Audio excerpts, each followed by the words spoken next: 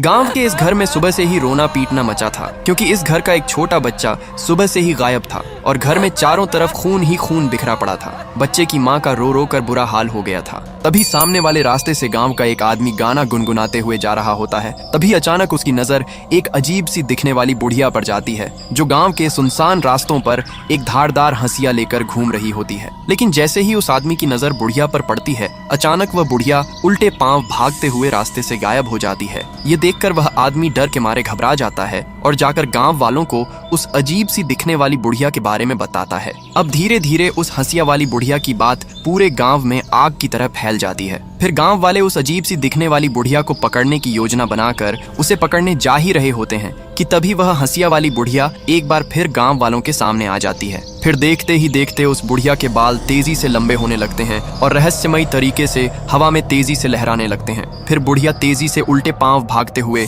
एक बार फिर से गायब हो जाती है। लेकिन सभी गांव वाले एकजुट होकर इस बुढ़िया को ही बच्चे के गायब होने का जिम्मेदार मानकर बुढ़िया को गांव में खोजने के लिए दौड़ पड़ते हैं। लेकिन शातिर बुढ़िया गांव के पीछे वाले सुनसान रास्ते से लोगों की नजरों से बचते हुए एक भारी सूटकेस लेकर भाग जाती है और सूटकेस को झाड़ियों के पीछे बने एक पुराने कुएं में फेंक देती है। तभी गांव वाले बुढ़िया को खोजते हुए उसी पुराने कुएं के पास आ जाते हैं, लेकिन बुढ़िया कुएं में छलांग लगा देती है। तभी कुएं में से एक आवाज आती है, मैंने एक बाबा के कहने पर अपने पोते की सलामती के लिए तेरे बच्चे की बलि चढ़ा दी है। ये सुनकर सभी गांव वाले सन्न रह जाते हैं। लेकिन बेचारी माँ अपने बच्चे के लिए जोर जोर से रोने लगती है, लेकिन फिर भी आपने बेचारे बच्चे के लिए लाइक और सब्सक्राइब नहीं किया।